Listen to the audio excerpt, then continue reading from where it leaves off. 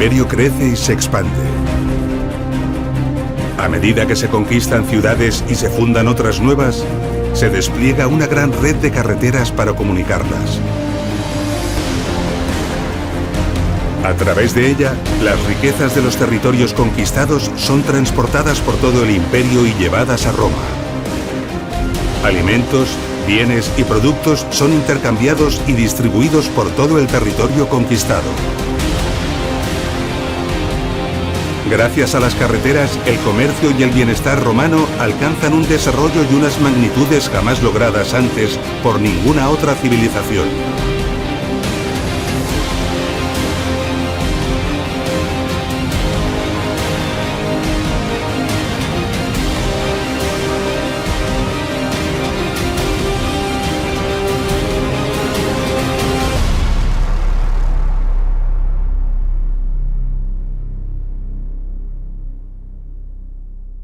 Año 68. El general Sulpicio Galba se ha refugiado en Clunia, una de las ciudades más importantes del norte de Hispania. Galba había iniciado una conspiración cuyo objetivo era derrocar al emperador Nerón, pero tal empresa había fracasado. Galba sabía cuál iba a ser su terrible final y, aterrado, decide quitarse la vida antes de que lo atrapen. Pero justo antes de consumar su suicidio, un mensajero llega con una sorprendente e inesperada noticia. El emperador Nerón ha muerto.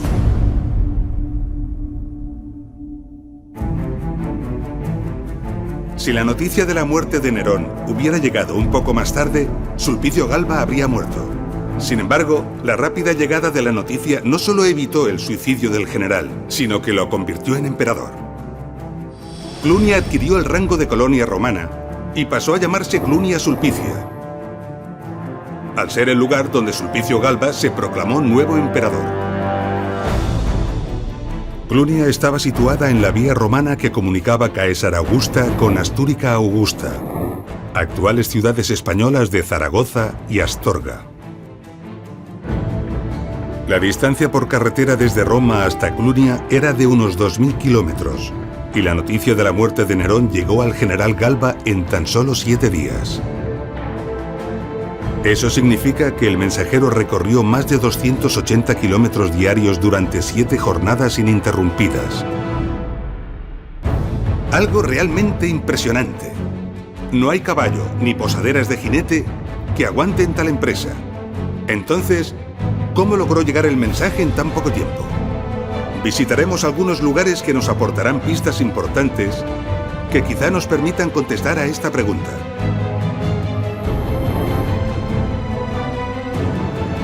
Comenzaremos por un pequeño lugar del norte de España, a unos 40 kilómetros de la ciudad de Pamplona, llamado Liedra.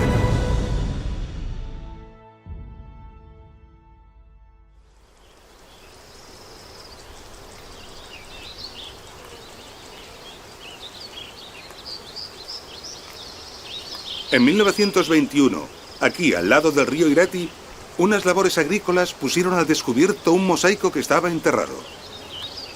El descubrimiento incentivó diversas excavaciones que en las décadas siguientes pusieron al descubierto estos restos.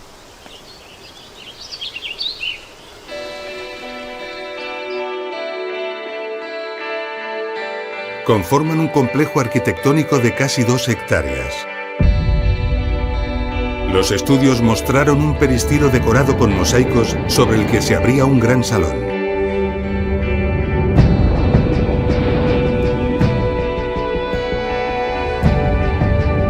Se localizaron también 2 conjuntos termales separados. Un gran patio de recreo con un estanque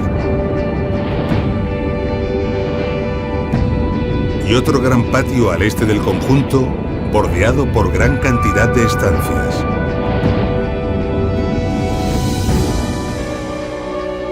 Muchos estudiosos interpretaron el complejo como una villa, establecimiento privado rústico de explotación agrícola que por sus dimensiones y por disponer de baños, debió de pertenecer a alguien importante y de alto poder adquisitivo.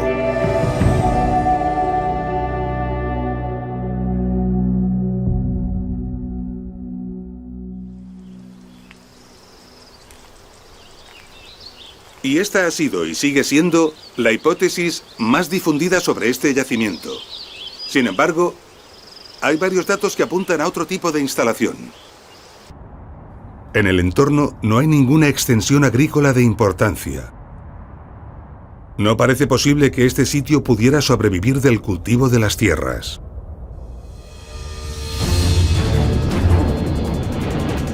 Por otra parte, su estructura arquitectónica se aparta de forma evidente del estándar empleado en la mayoría de las villas romanas. Sorprende en especial el gran número de estancias, su uniformidad y su disposición correlativa.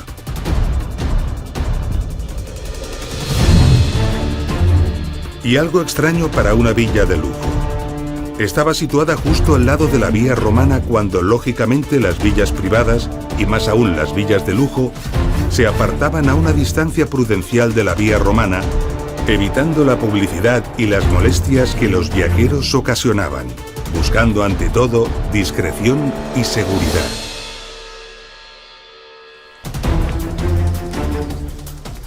La explicación lógica a este misterio es que la llamada Villa Romana de Liedena no era en realidad una villa destinada al recreo de un gran señor o a la explotación agrícola. Se trataba de un establecimiento al servicio de la calzada romana que pasaba por aquí. Es decir, el equivalente a un hotel moderno de carretera, donde los viajeros podían descansar y dormir, además de asearse y relajarse en los baños.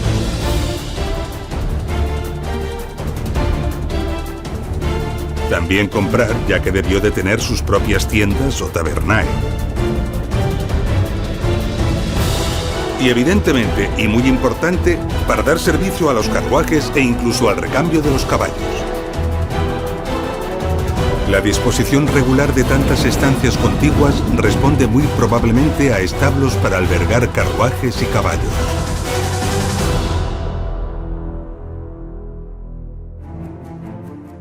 En la historia secreta de Procopio, un destacado historiador bizantino del siglo VI, se habla del servicio postal romano.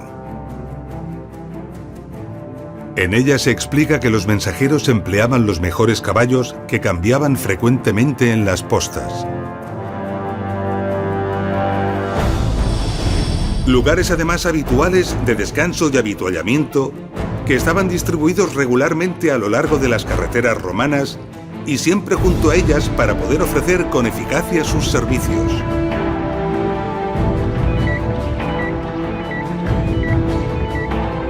Así, podemos asegurar sin mucho miedo a equivocarnos que la llamada Villa Romana de Liedena no es una villa romana, sino una de las postas que daban servicio a la carretera que unía Pompaelo con Casaragusta.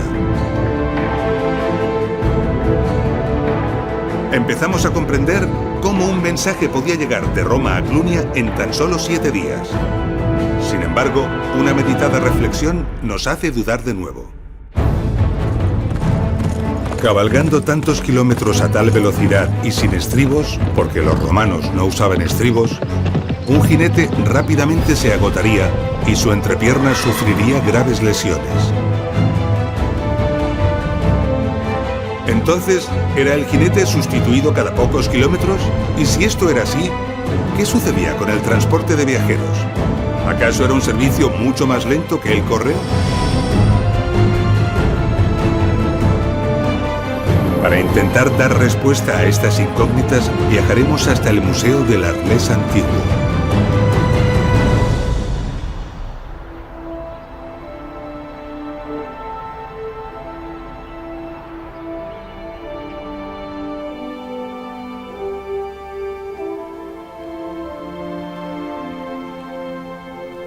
Aquí en el Museo del Arles Antiguo hay multitud de relieves provenientes de la antigua ciudad romana de Arelate y de otras ciudades cercanas.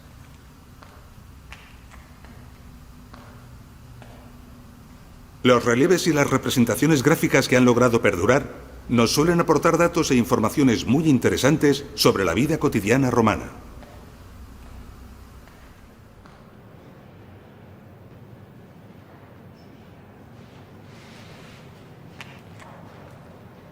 Aquí nos encontramos con un bajorrelieve donde podemos ver a una auriga conduciendo un carro de carreras. Se trata de una viga.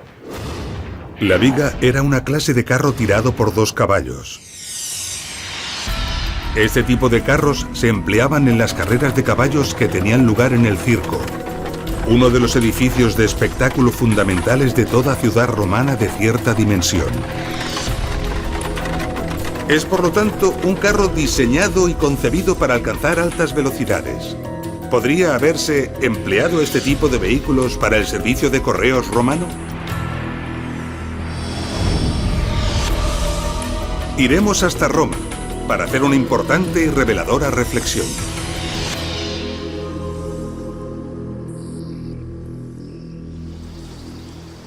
Roma era el corazón del imperio y muchas carreteras llegaban a ella.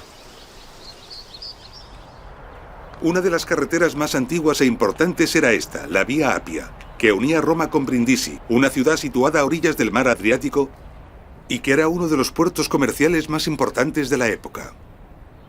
Hoy en día, la Vía Apia ofrece a caminantes y ciclistas una experiencia única e inolvidable a través de kilómetros y kilómetros de recorrido.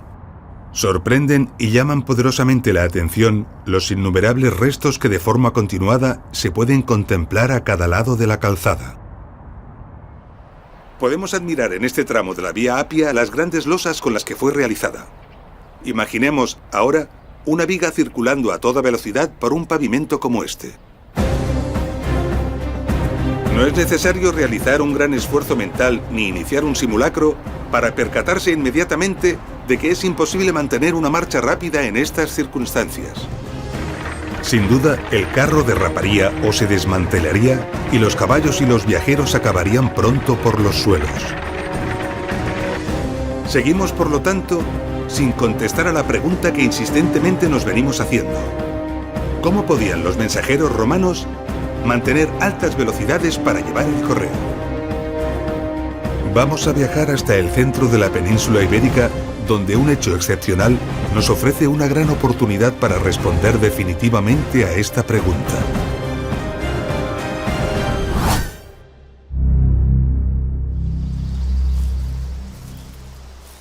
Aquí, cerca de la ciudad romana de Úxama, se está construyendo una moderna autovía.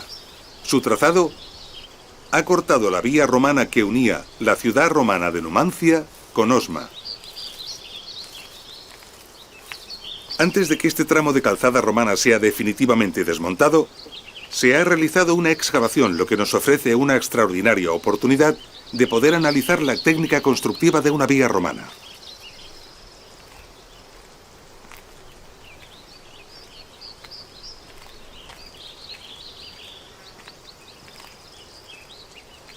Lo primero que llama nuestra atención son estos 2 grandes bordillos. Esto nos permite saber que el ancho de esta calzada romana era de unos 6,5 metros.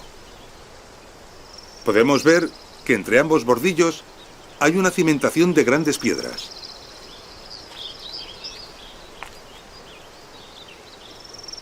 Vemos claramente cómo las de abajo son de mucho mayor tamaño que las de arriba.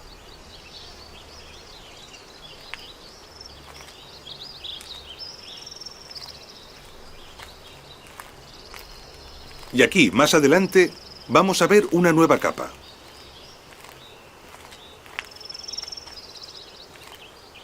Se trata de un recubrimiento de gravas de tamaño pequeño, o zahorras, que constituían la última capa por la que se transitaba, es decir, la capa de rodadura. Esto nos aporta una visión completamente nueva de cómo era una calzada romana. Porque nos delata que las carreteras no estaban pavimentadas con losas, como vimos en la Vía Apia, sino con capas de gravas menudas que se asentaban unas sobre otras, y todas ellas sobre una excelente cimentación de piedras muy gruesas. Esta es la respuesta, sin duda, a todas las preguntas que nos hemos estado realizando. Las carreteras romanas, en contra de la imagen popular que existe, no estaban enlosadas. El enlosado o el adoquinado se realizaba en el interior de las ciudades, en las calles, para evitar el polvo y el barro y facilitar la limpieza. Esto mismo ocurría en la Vía Apia a la salida de Roma y también en otras muchas ciudades en las que una calle enlosada se prolongaba fuera de la muralla recorriendo el cementerio, que incluía los mausoleos y otros monumentos funerarios. Pero una vez que finalizaba el cementerio, el tratamiento urbano de la vía siempre se convertía en una carretera funcional de gravas menudas. La imagen de las calles romanas, y en particular la de esta famosísima Vía Apia, ha creado un estereotipo arqueológico y popular que no se corresponde con la verdad. Porque en realidad, las carreteras romanas no estaban enlosadas.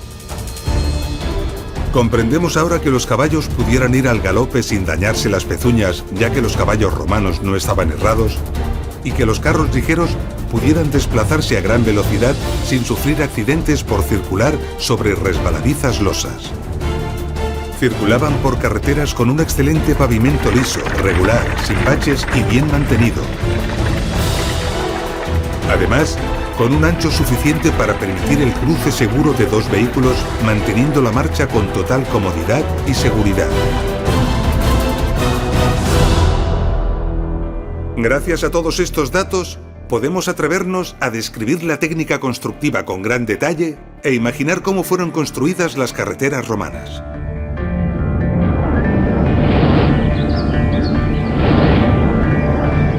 Primero se procedía a deforestar una amplia zona, desbrozando toda la vegetación.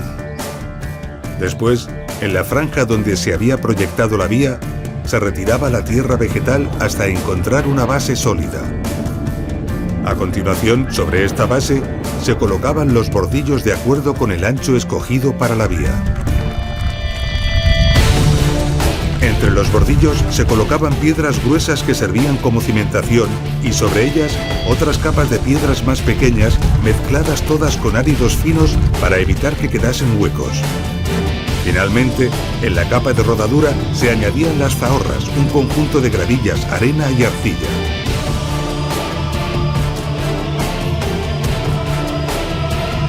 Los carros basculantes avanzaban sobre las diferentes capas ya compactadas para depositar los materiales de la siguiente. En un proceso en el que, después del vertido en montones, debía realizarse el extendido con tablones, el regado con cubas y, por último, la compactación con rodillos. Un proceso continuo hasta acabar de conformar la última capa, la capa de rodadura, que estaba compuesta de los materiales mejor escogidos y de mayor calidad. Sobre ella circulaban los vehículos y los animales de tiro. La geometría final de la calzada ofrecía ligeras pendientes laterales que permitían desaguar el agua de lluvia hacia el exterior para ser conducida lejos de la calzada. Y un dato relevante descubierto hace poco. A ambos lados de la calzada, y a una distancia de unos 20 metros de esta, se establecían las cunetas de balizamiento que impedían el acceso sin control de los vehículos desde fuera de la vía. Estas cunetas, cuya existencia se ha descubierto recientemente, también aumentaban la visibilidad del espacio periférico, evitaban sorpresas con la fauna salvaje y dificultaban el acecho de eventuales asaltantes. Con lo que ahora sabemos, esta imagen que nos arrojan desde el aire las excavaciones realizadas como consecuencia de la construcción de la moderna autovía adquiere un especial significado y valor.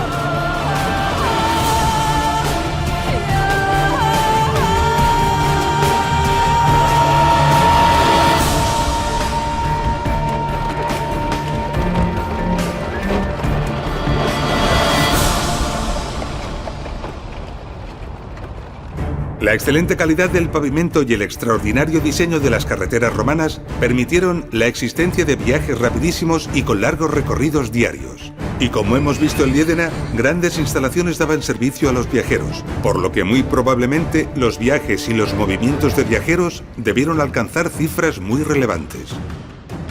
En unas excavaciones arqueológicas realizadas en Bulgaria aparecieron unos componentes metálicos cuyo estudio permitió la reconstrucción del carro al que pertenecían. El maravilloso resultado se expone en el Museo de Colonia. Al ingenio de su diseño constructivo se une que la cabina, el habitáculo, está suspendido del chasis en los 4 puntos coincidentes con la vertical del eje de las ruedas. Un magnífico y eficaz sistema de amortiguación. Realmente esto es una verdadera suspensión.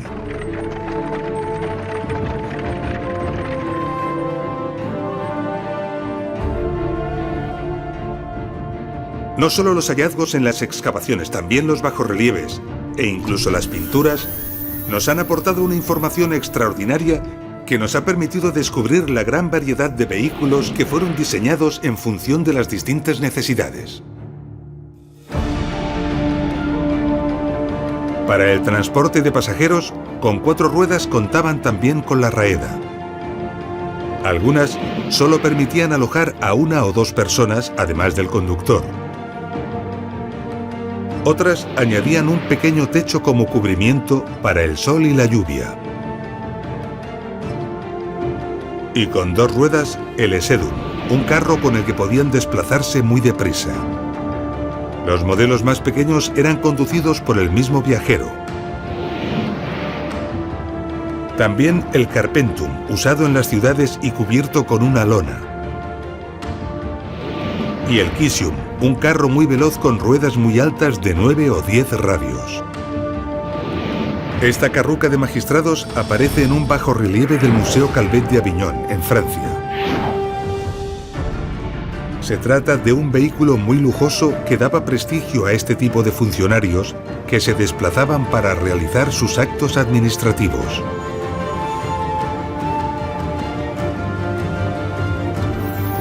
También destacaban las carrucas dormitorias, cuyas notables dimensiones permitían incluso que los pasajeros pudieran ir durmiendo durante el viaje, gracias también a su excelente sistema de suspensión y a la uniformidad de la superficie de las calzadas romanas.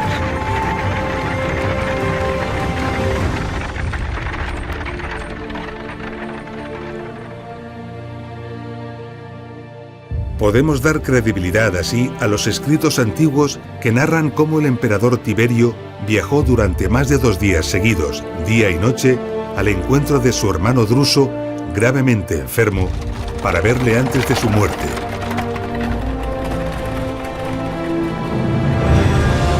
El viaje representó jornadas de hasta 300 kilómetros diarios para ir desde Ticino, Pavía, donde se encontraba Tiberio, hasta Mogontiagum, Maguncia, donde murió Druso. El recorrido que Tiberio tuvo que realizar y que los escritos nos confirman le obligó a cruzar los Alpes. Esto nos lleva inmediatamente a una reflexión sorprendente. Las pendientes de las carreteras, incluso las que atravesaban los Alpes, debían ser suficientemente suaves como para permitir que los animales pudieran arrastrar sin dificultad vehículos pesados y sofisticados como una carruca. Esta limitación de la pendiente, cuyo valor no era aconsejable que superase el 6%, representaba un tremendo reto. Con su pericia y su dominio topográfico, el ingeniero debía conjugar los condicionantes orográficos, intentando lograr el equilibrio entre el recorrido más corto, cuando nada se interponía en su trazado, o el de menos pendiente si las montañas interceptaban el recorrido. Pero cualquier trazado de una carretera, por muy inteligente que sea, se enfrentará irremediablemente a multitud de obstáculos orográficos. Para hacernos una idea de cuáles fueron los retos y de cómo fueron salvados, vamos a hacer un recorrido por algunos lugares concretos del imperio. Comenzaremos por visitar un punto del tramo de la carretera romana que unía Astúrica Augusta, la actual ciudad española de Astorga, y Brácara Augusta, la actual ciudad portuguesa de Braga.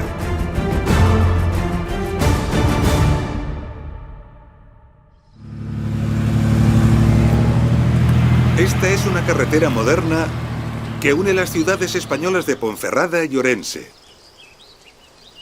A lo largo de su trazado nos encontramos numerosos taludes de los desmontes, como este. Estos taludes se forman cuando se corta o se excava una ladera. En este caso, para permitir el paso de una carretera como esta. Para cortar la dura roca, actualmente se utilizan explosivos y maquinaria moderna. Sin embargo, si nos acercamos a este talud y lo miramos detenidamente, observamos claras marcas de pico, líneas paralelas que nos delatan la técnica del excavador.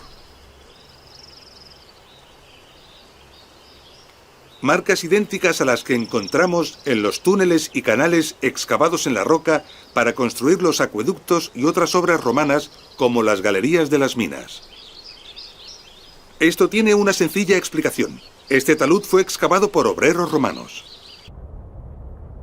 Los técnicos modernos en el siglo XIX aprovecharon gran parte del trazado de la carretera romana que unía las ciudades de Astúrica Augusta y Brácara Augusta para construir esta carretera moderna y aprovecharon muchos de los desmontes en roca que los romanos habían realizado. Podemos admirar la finura y precisión con que fue realizado este talud. Sorprende la cuidada geometría y la altura alcanzada en algunos puntos.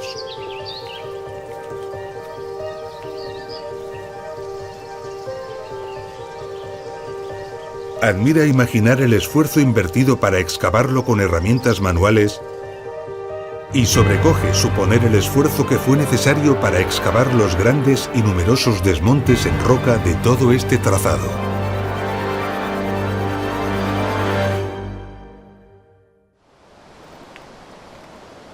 Muy cerca del desmonte en roca que hemos visto, la vía romana tuvo que enfrentarse con el curso del río Vivei.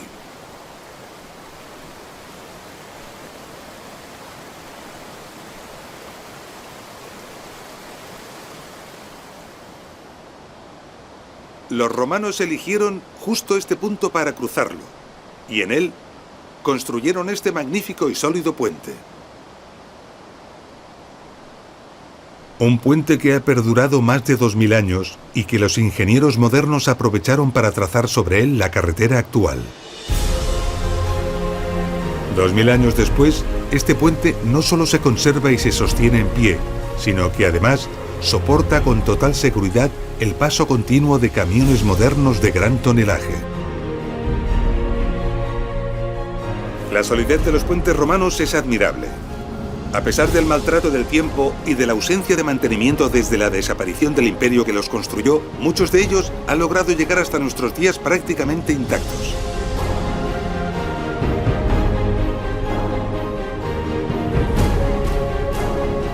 Puentes como el de Alcántara o el de Salamanca en España, el de Chaves en Portugal, el de Besson-la-Romaine, Boissegon y Apt en Francia, y en Italia el de Rimini, Nona o San Martín son excelentes ejemplos.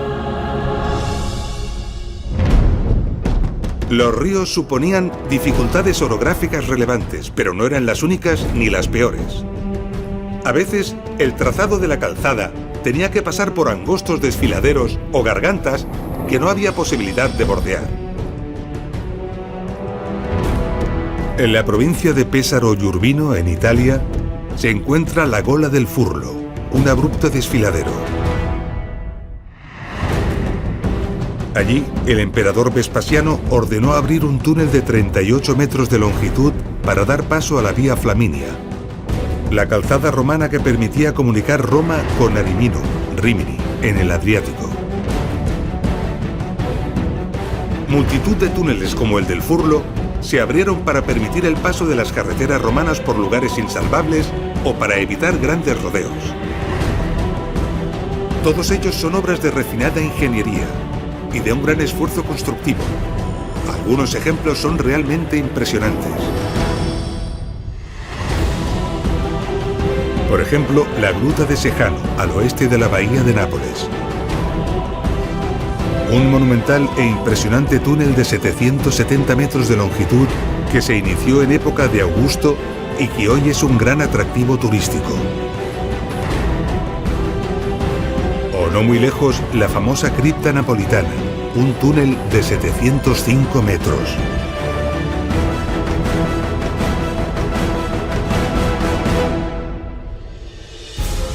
La red de carreteras romanas no solo estaba constituida por las grandes calzadas que atravesaban el imperio comunicando las ciudades, sino también por una miríada de carreteras menores, a veces privadas, que permitían alcanzar cualquier lugar importante del territorio.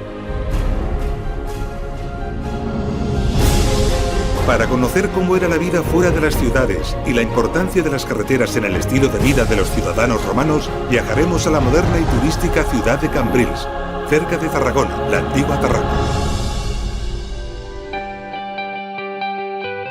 Cambrils es un municipio de clima mediterráneo suave. Sus excelentes playas, su puerto y su excelente gastronomía, basada principalmente en la dieta mediterránea y la pesca local, atraen a multitud de turistas, especialmente en la época estival.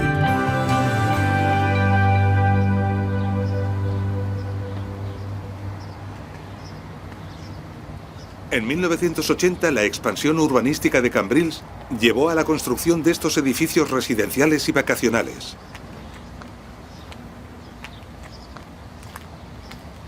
Las excavaciones que se realizaron en este lugar para construir las cimentaciones de algunos edificios pusieron al descubierto estos restos.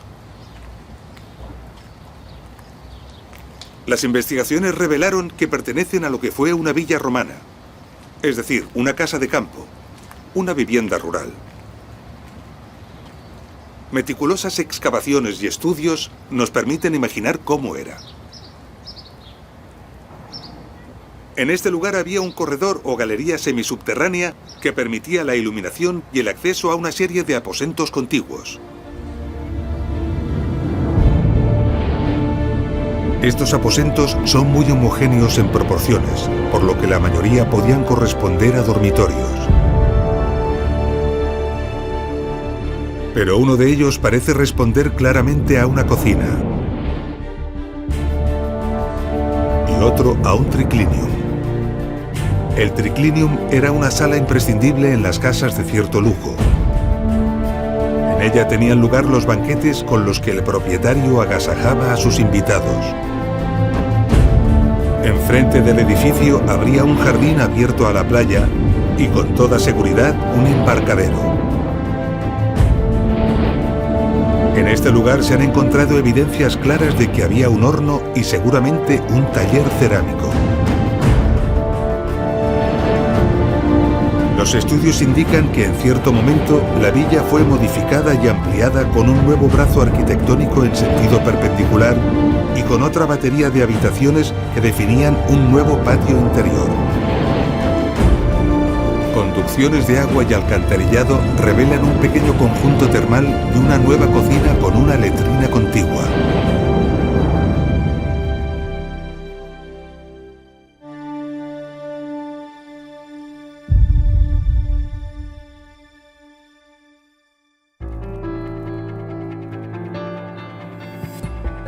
Las excavaciones arrojaron numerosos fragmentos de pintura y placas de mármol que indican cierto lujo y confort en la vivienda principal.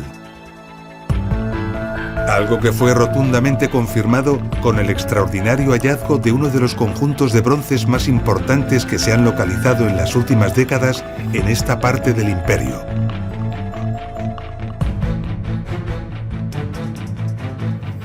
A 20 kilómetros alrededor de Tarragona se han localizado numerosos restos de villas romanas. Los estudios demuestran una cuidadosa e inteligente parcelación del territorio dotada de excelentes caminos que conectaban las diferentes propiedades con las carreteras principales. Y esto ocurría sin duda en la mayor parte del imperio. Así, de esta forma, las villas romanas podían comerciar con todo tipo de productos, tanto para abastecerse como para suministrar al resto del imperio. Para comprobar hasta qué punto esto era así, viajaremos hasta el municipio español de Carraco, situado en el centro de la península ibérica.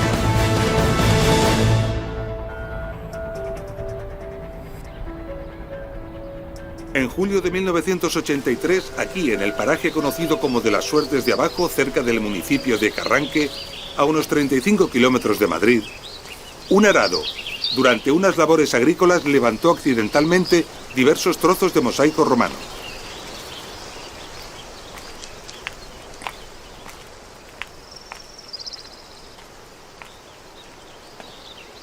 El hallazgo dio lugar a unas excavaciones que pusieron al descubierto diversos edificios y estructuras que contenían unos enormes y espectaculares mosaicos en excelente estado de conservación.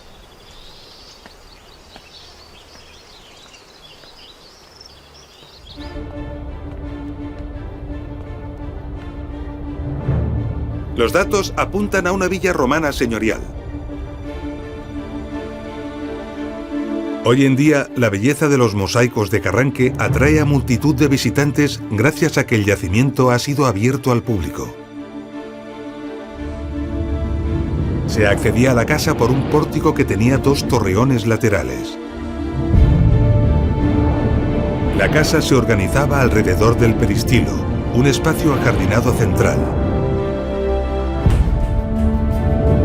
El peristilo estaba circundado por amplios corredores pavimentados con bellos mosaicos y sobre ellos se abrían la mayor parte de las habitaciones de la residencia. La vivienda, organizada en un solo piso, sigue los modelos de las casas señoriales romanas y ocupaba unos 1.200 metros cuadrados.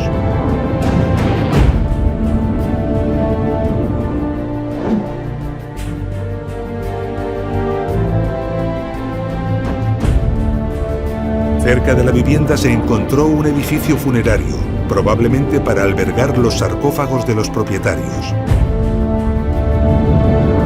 Y un torcularium, una construcción dedicada a la producción de aceite y vino. Y también el Palatium. El Palatium tenía más de 2.000 metros cuadrados y fue un edificio espectacular por su arquitectura y decoración, destacando su mármora en paredes y suelos, hoy en proceso de investigación. En él, el propietario recibía a sus visitantes y demostraba su estatus social y económico.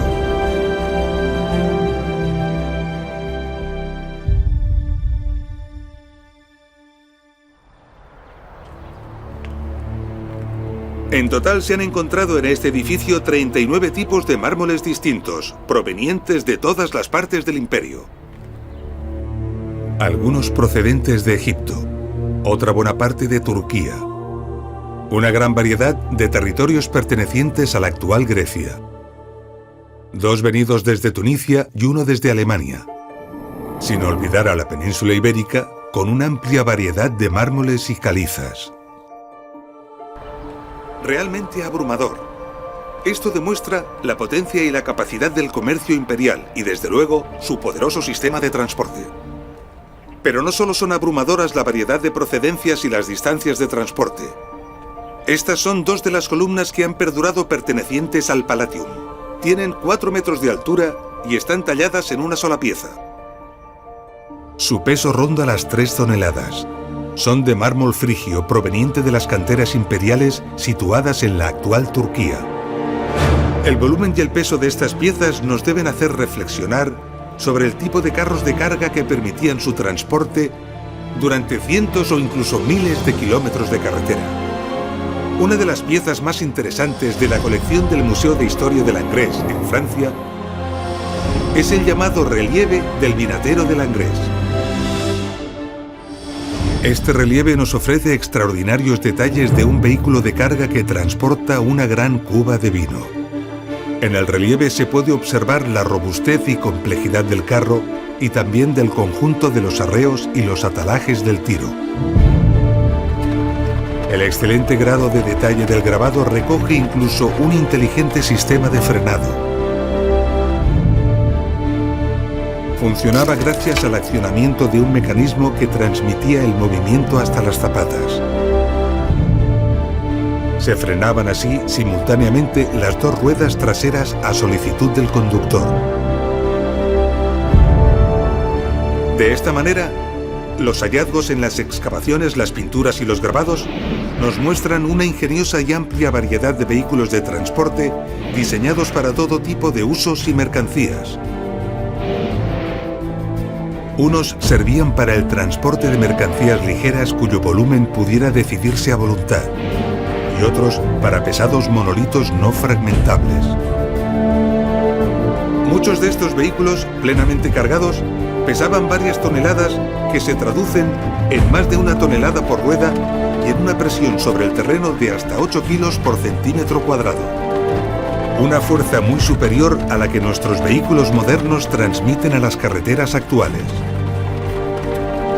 Esto representaba una exigencia enorme a la técnica, los espesores y las calidades de los materiales empleados para elaborar los firmes, para que soportasen correctamente las cargas sin deteriorarse. Este es el porqué de los característicos y larguísimos terraplenes que encontramos en las carreteras romanas, presentando alturas sobre el suelo natural que muchas veces superan 1 metro.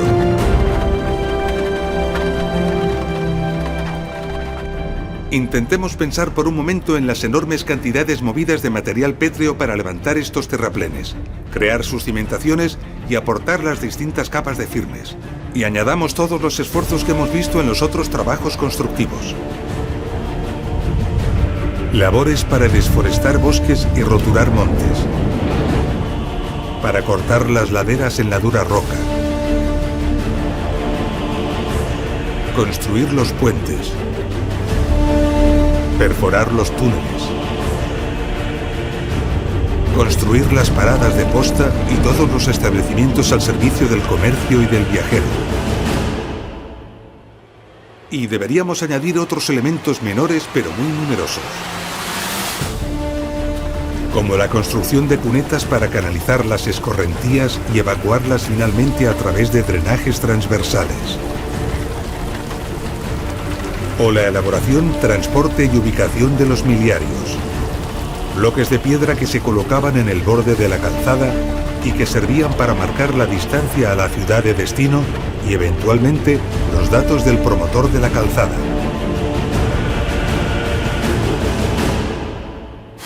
Imaginemos la enorme dificultad para calcular el coste de tantas y tan costosas obras y planificar la construcción que todo esto suponía. Y ahora pensemos que en el momento de máxima expansión imperial, las carreteras romanas conectaban 46 provincias, desarrollando una longitud total nada fácil de cuantificar, pero que sin duda, y por los estudios que se han hecho, fue de varios cientos de miles de kilómetros. Y por si esto fuera poco, consideremos además el formidable mantenimiento que de forma continua e incansable fue imprescindible realizar. La construcción de la red de carreteras romanas ha supuesto, sin duda, una de las grandes maravillas del mundo antiguo y uno de los grandes logros del ser humano.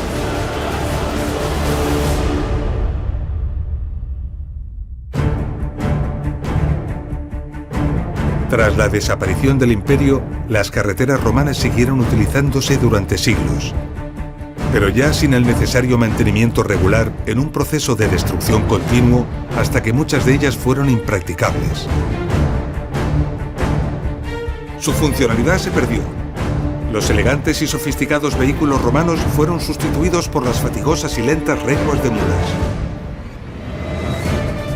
Merece la pena desplazarnos hasta un lugar de Francia para comprender el alcance de lo que estamos contando. Iremos hasta Saint-Chamas, una pequeña población del departamento de las Bocas del Ródano.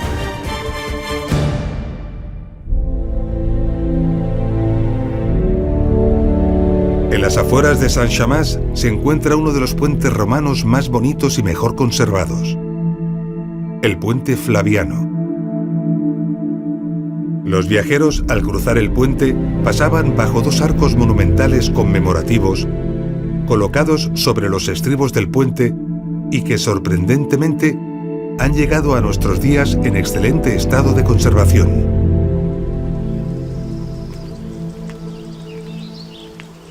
Tenemos aquí en el puente un detalle muy curioso. Estamos en el intradós de la bóveda y vemos cómo el nivel original del suelo llegaba aquí. Sin embargo, el paso de los siglos, de los carros y la desidia de las gentes que no han conservado el puente ha provocado un desgaste respecto al nivel original de hasta 1 metro. Apenas quedan 30 centímetros para que la bóveda sea perforada. Hace unos 2 siglos que dejó de haber tráfico en este puente.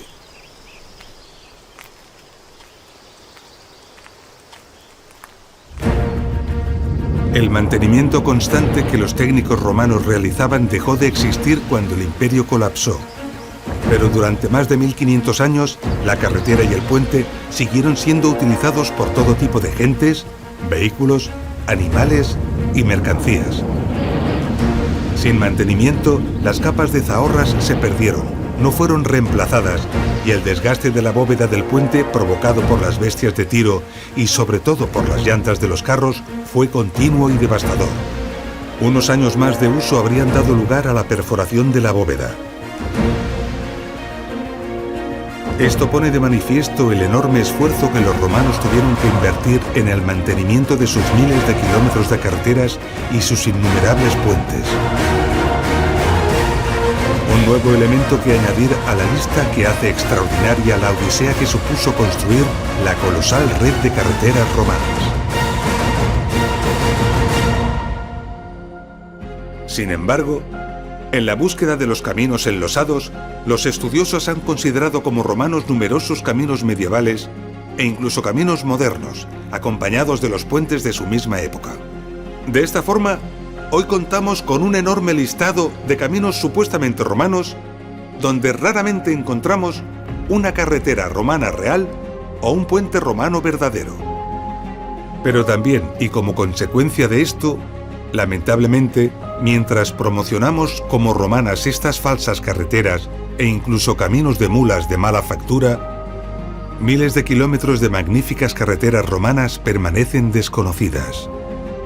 De esta forma han sido y siguen siendo destruidas por las nuevas parcelaciones del territorio durante las labores agrícolas, por la construcción de las carreteras modernas y hasta por la urbanización de nuestros pueblos y ciudades. Pero las carreteras romanas son obras de dimensiones tan colosales que, a pesar de tanta desidia y destrucción, es imposible borrarlas completamente de la faz de la tierra. Cubiertas por la vegetación de los bosques que tras el abandono han reclamado el territorio que los obreros romanos les arrebataron. Ocultas bajo caminos modernos que aprovecharon, muchas veces sin saberlo, su trazado y sus cimentaciones. O incluso ya roturadas bajo la vegetación de los cultivos, muchos kilómetros de carreteras romanas siguen ahí. Desconocidas, invisibles a los profanos y solamente reveladas a algunos especialistas. Desde el cielo, los cambios de color y textura que durante ciertas épocas tienen lugar en los cultivos revelan rastros y huellas que los entendidos saben valorar e interpretar. El espectáculo está servido. A ojos del experto, la grandiosidad y la magnificencia de la ingeniería romana se manifiesta claramente. Kilómetros y kilómetros de trazado inteligente y magistral, donde se aprecia el ancho de la calzada e incluso la zona protegida por las cunetas de balizamiento. Siguiendo sus trayectorias, se adivinan también sobre el terreno la existencia de yacimientos arqueológicos desconocidos que han permanecido ocultos, esperando ser descubiertos junto a la misma calzada. Establecimientos que sin duda dieron servicio a la vía. Mansiones, estaciones, paradas de posta, tabernas. También pueden llegar a apreciarse los lugares de extracción de las gravas, muchas veces junto a la calzada.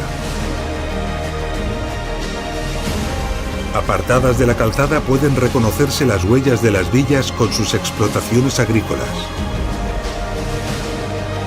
A veces, la imagen es sobrecogedora.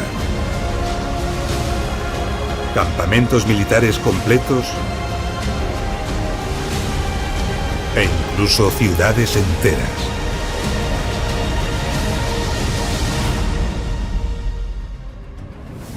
Hemos llegado al final de nuestro episodio. En él hemos comprendido que la imagen habitual que nos han transmitido de las carreteras romanas no es la correcta. Hemos visto que las calzadas romanas no estaban pavimentadas con losas en su superficie, sino que se dotaban de grandes espesores de materiales pétreos y de capas de gravas que permitían circular a gran velocidad sobre ellas, tanto con carros ligeros como soportando con eficacia a los pesados vehículos de carga.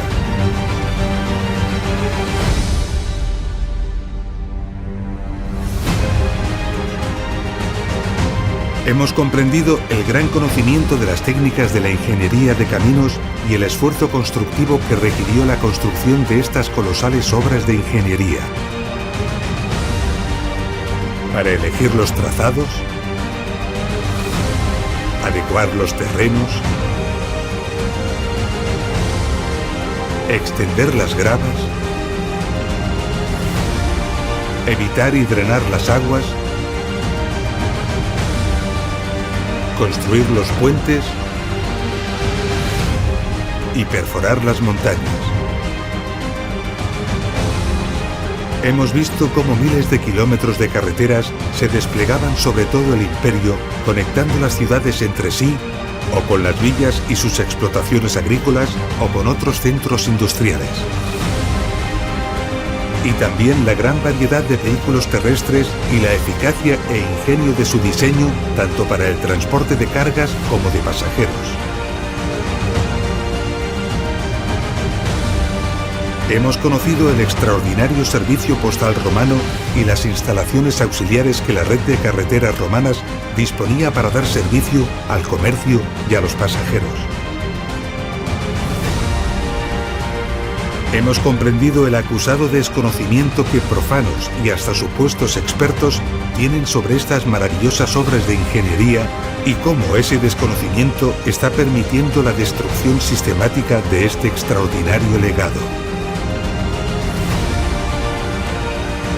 Y finalmente, hemos podido contemplar desde el aire cómo miles de kilómetros de carreteras romanas permanecen ocultos a nuestros ojos, entre los bosques, bajo las carreteras y los cultivos, esperando ser descubiertos. Al igual que sucedió con las carreteras, Roma llevó la explotación minera a unas dimensiones y a unas cifras colosales, nunca alcanzadas antes por ninguna otra civilización. Y de nuevo lo hizo gracias a su extraordinaria ingeniería. Una ingeniería que los romanos desplegaron magistralmente en sus explotaciones mineras.